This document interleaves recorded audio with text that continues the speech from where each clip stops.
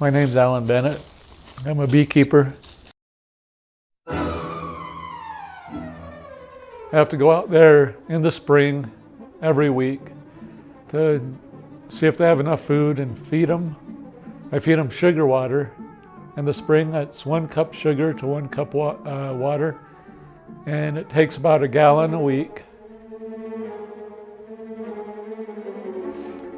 So and then in early spring, I have to check for swarm cells too. Look for queen cells, and if I get those in the spring, I have to cut them out to try to prevent swarming, because I don't want them to swarm, because if they swarm, half the hive leaves with the old queen, and the new queen will hatch out and they will start over, but then I'll only have half a hive for when the honey flow comes on. And the honey flow is when everything goes into bloom and the bees go crazy and go out and get all the nectar that they can to make all the honey. The more bees I have, the more honey I get. I start getting them ready for winter, middle of September, towards the end of September. I take my honey box off and leave 2 boxes for the bee stores and their brood chambers. And I need to leave about 100 pounds of honey for the bees to winter over on. And when in the winter, if it gets colder than 55 to 50 degrees outside, then they can't go out. They're paralyzed. It's too cold for the bees to go out.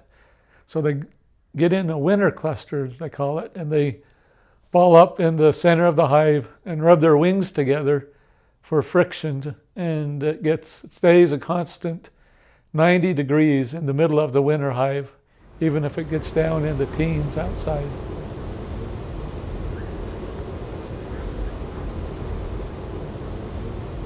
I got into raising bees 8 years ago in 2002.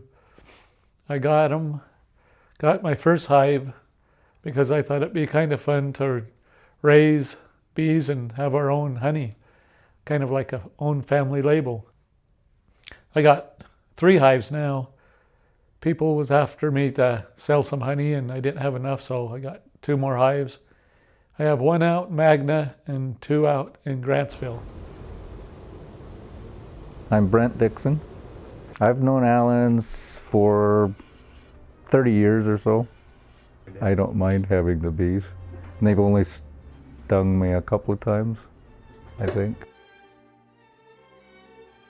I've got enough property that they weren't going to bother me. Plus I thought that maybe by having beehives closer that they'd have bees for the garden, because I do have a garden that I like to keep every year. I don't know that it's been better, but I know that when other people complain that they never see any bees, at least I can say that I see some bees. As far as I know, the neighbors don't know that they're there, which is fine with me. No, when I'm around the bees, I just kind of ignore them and hope that they'll ignore me. When I mow the lawn or anything, if I'm back there, I kind of can identify where their flight path is, because I kind of come in and out the same direction all the time, and I'll either duck through it or walk around it.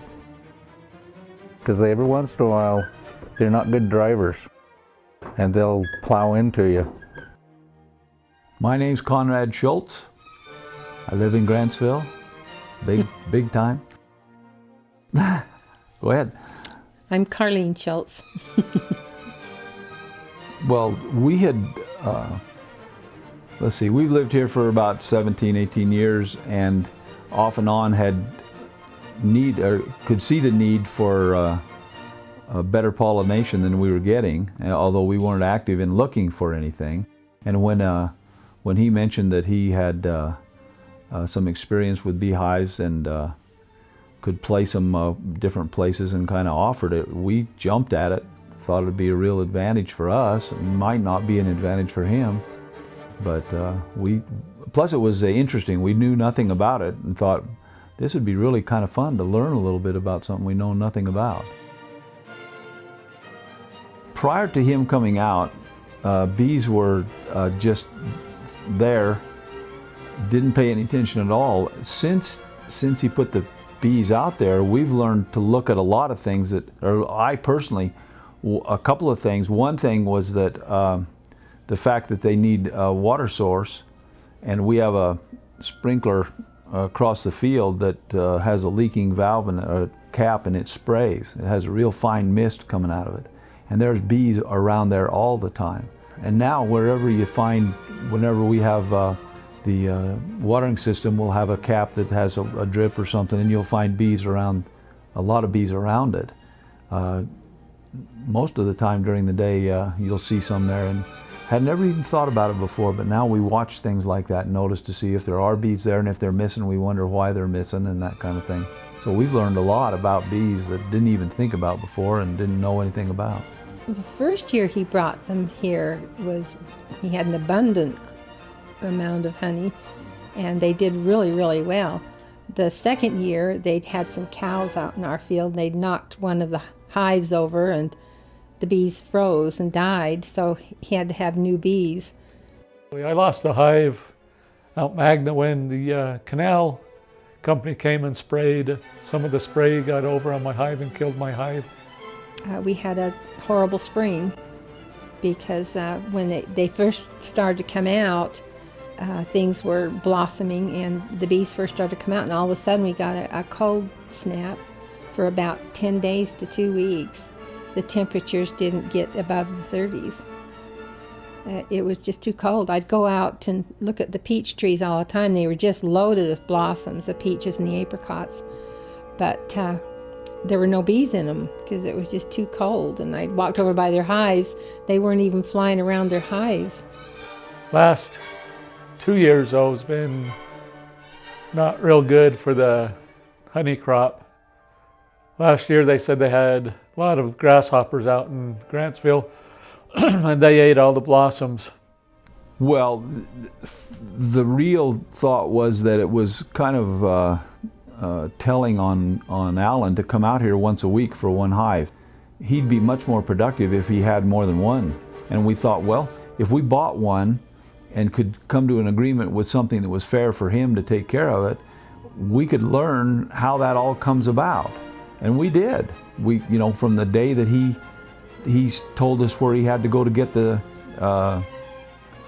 boxes and all the other stuff, and how he brought the bees out and the queen and all that sort of stuff was a learning experience for us. So it was, and hopefully it was productive for him as well.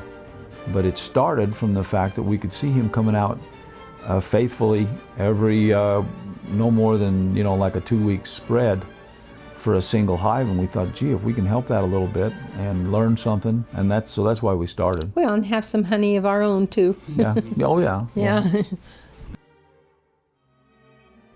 I usually get my first harvest of honey about July 4th, and the average one is about 40 pounds a box. So I get about 40 pounds on a hive July 4th if it's a good year.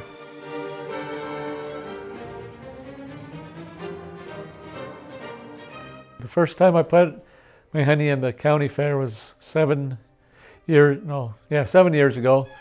I called them up and there wasn't an entrance for honey. I guess I was the first person to put it in the county fair, but now they have it online and in the county website so anybody can put it in. And there's been more people that's been putting it in, and every year though my honey's award winning. I get quite a few ribbons for it every year in the county and the state fair.